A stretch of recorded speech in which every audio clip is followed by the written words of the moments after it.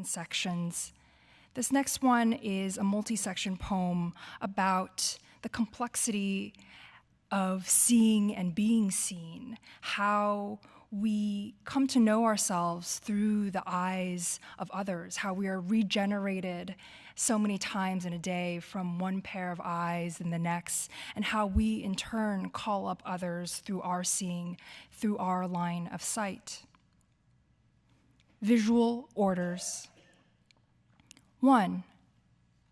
Harvest the eyes from the ocular cavities. Complete in themselves a pair of globes with their own meridians. 2. What atrophies without the tending of a gaze? The visible object is constituted by sight, but where to spend one's sight, a soft currency.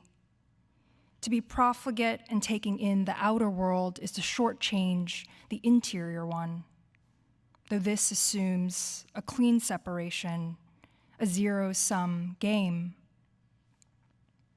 3. To draw ink lines across the lids, to dip into small pots of pigment, to brush 24 times, to flush with water and tame with oil, to restrain and to spill in appropriate measure, to drink from the soft and silvery pain, to extract the root of the solitary so as to appear. 4. Describe how the interior looks. Cloak the eyes, close them, and seeing continues. 5. The seductions of seeing ensure there is that which remains unseen. Evading visibility is its own fortune. If to behold is to possess, to be looked upon is to be fixed in another sight, static and immutable. 6. She leans toward the mirror for self-study, the body canted. What gets left out? Uneasy depths, the fine, lithe needles of the mind, endless conversation with no listener. 7. Self-consciousness anticipates an excess of seeing, its incessancy. Lacan writes, I see only from one point, but in my existence I am looked at from all sides.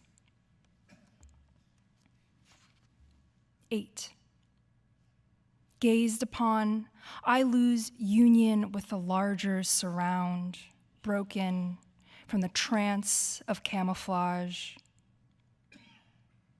9. The acquisitive, insatiable eye. A disembodied eye cannot be confined to the skin and what it holds captive. Inversely, to be unseen against one's will is to be powerless, to be denied a reflection and to be locked out of a self. 10. What persists down the generations? The shape of an eyeball, translated by genes.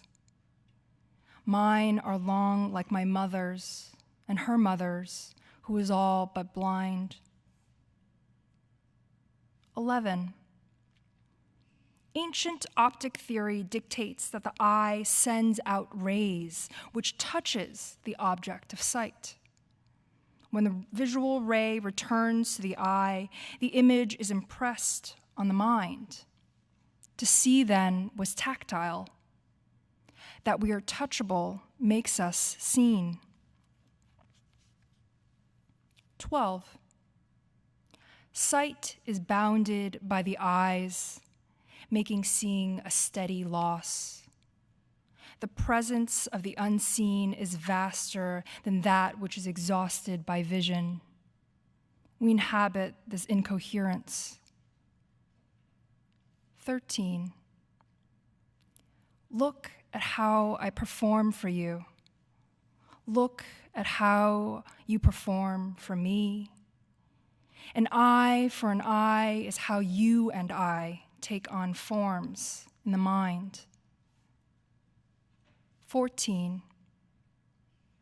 Her gaze breaks each time at the same place. There was no reversing. Didn't she know? She has to go at it from the side. She has to keep circling.